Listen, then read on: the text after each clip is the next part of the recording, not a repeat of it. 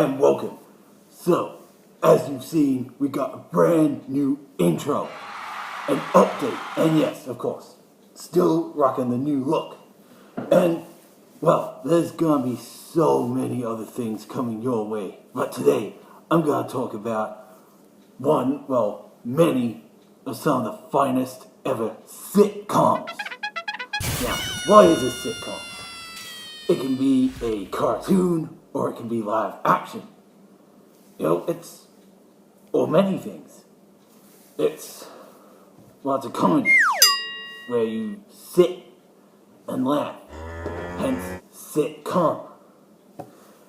And, this can be considered a sitcom. There isn't a laughing track, and many sitcoms have laughing tracks, though some don't. But the Dukes of Hazzard is a family fun packed show. There's many seasons. I think they got up to 11.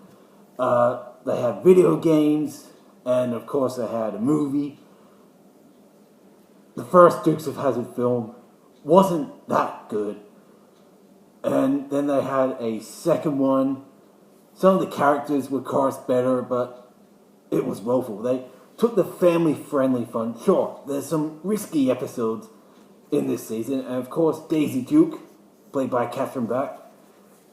Yeah, she wore a risky outfit, but this was from the 70s throughout the 80s, and it worked. That worked, and a few other episodes had other women, and they were filmed a certain way if they were naked and whatnot, so it was cutting edge.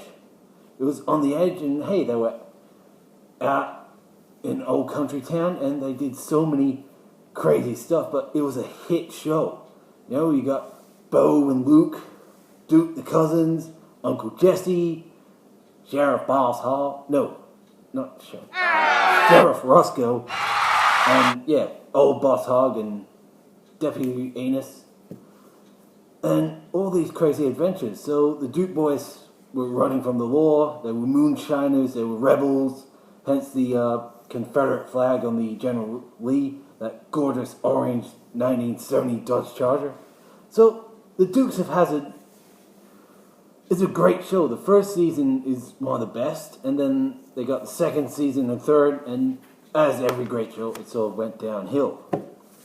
Now, speaking of animated sitcoms, you got Aqua Teen Hunger Force with Frylock, Meatwad, and Master Shake. Insanely stupid, but maybe a secret genius. Of course, Frylock is the smart one because he's got a computer chip in him and everything. Then you got their neighbor Carl. So, a bunch of crazy characters. Sort of reminds you of something here, doesn't it? Oh, it's just sniffing flowers. And my point exactly. So, and of course, one of the most famous, well-known sitcoms of all time, The Simpsons. Homer, Marge, Lisa, Bart, Maggie, Santa's Little Helper, and Snowball. Or is that Snowball 1? 2. See? But I don't know the point of that. I lost the point. But The Simpsons, influenced by the Flintstones, which was influenced by the Honeymooners. Of course, the Honeymooners was one of the best, biggest, and then the Flintstones again brought the sitcom into the modern Stone Age family, and they had games and a movie. The best live-action movie of the Hanna-Barbera is the Flintstones. And hey, maybe I'll talk about that later on. But The Simpsons, groundbreaking for a cartoon. It lost its spark over the last few years, but the classic episodes, the best seasons, they still make you laugh. They make you laugh more than today's episodes. And South Park, South Park, debuted in 1997 using cut and paste stop motion animation, and then later on it did computer animation, still keeping the look of the original animation. So still going, and some people said it got funnier with every season, and some other seasons like Family Guy, American Dad, they sort of a bit lost momentum of that. But South Park, again, cutting edge, groundbreaking. When it first aired, everything was like bleeped out. They had some things cut, and then when they re-aired them, they were uncut, and then they had the movie, bigger, longer, and uncut.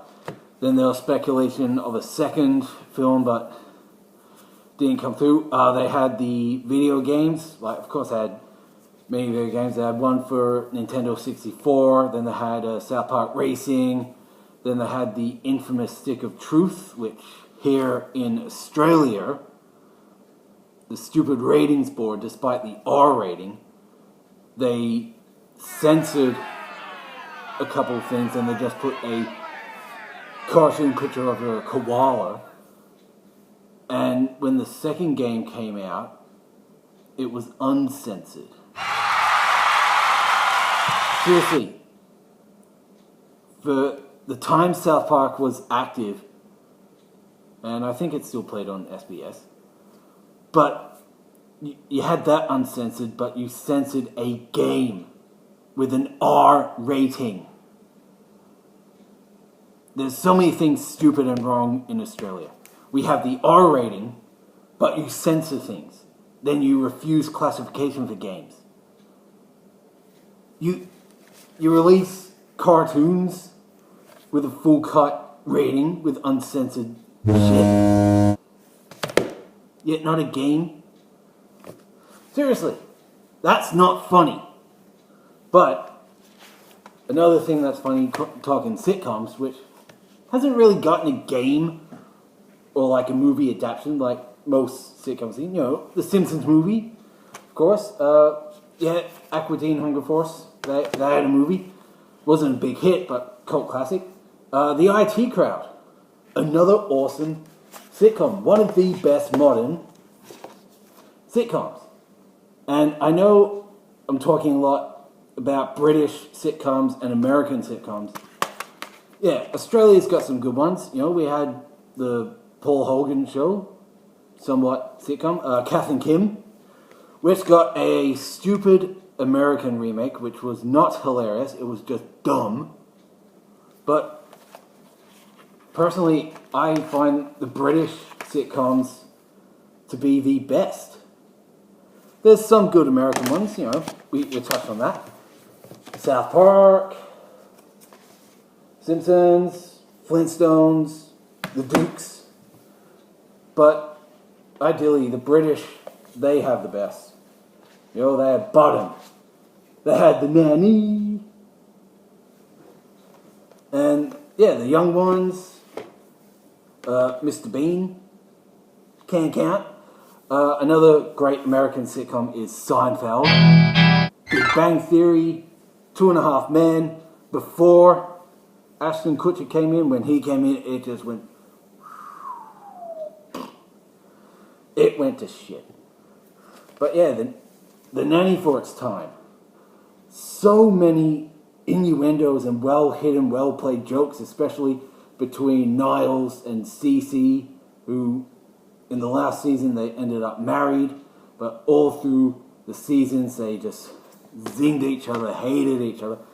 And when we were young, we didn't get those jokes. But now, we get them. And like the laughing track, I personally find the laughing track annoying. Hey, shut up. Because you're trying to laugh, but you're not sure if you're laughing with the track or you're laughing due to the joke. But with the laughing track, with the laughing track in there, it's not funny, Wolfie. Hey, you quiet.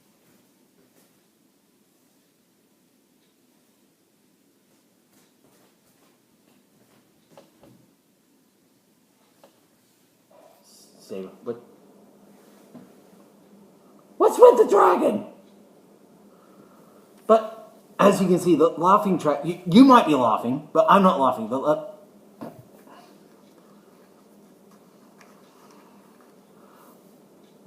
when you get something stuck in your mouth. But the laughing track, I find it annoying.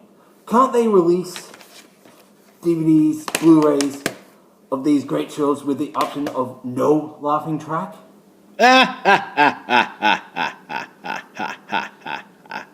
Yeah, see, I'm falling apart. Yep.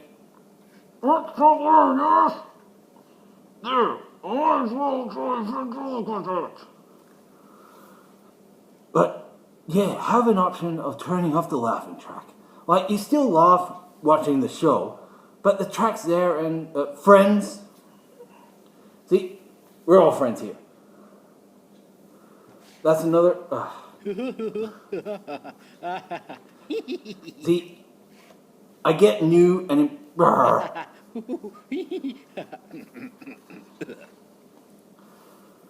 No matter how new and fresh things here get, there's still cracks in the armor. So, I'm cracking up. You've probably cracked up. The point's here. The British have the best sitcoms.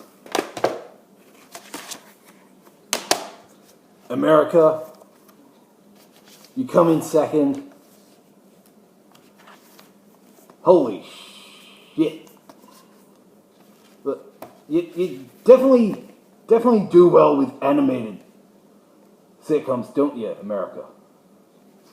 And yeah, Aussie sitcoms, I'm gonna say, coming third. And yes, The Office, another good one. Started off British, and then it got the American. Some people find the American funnier than the British. And there was an American version of the IT Crowd with one returning character from the original, but the American remake didn't take over.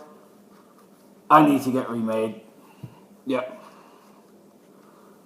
And yeah, so I'll probably get remade everything, but yeah, sitcoms. They're just one of the finest ways of TV. So tune back for the next episode to see what happens. Scare you later and come back. Come back now.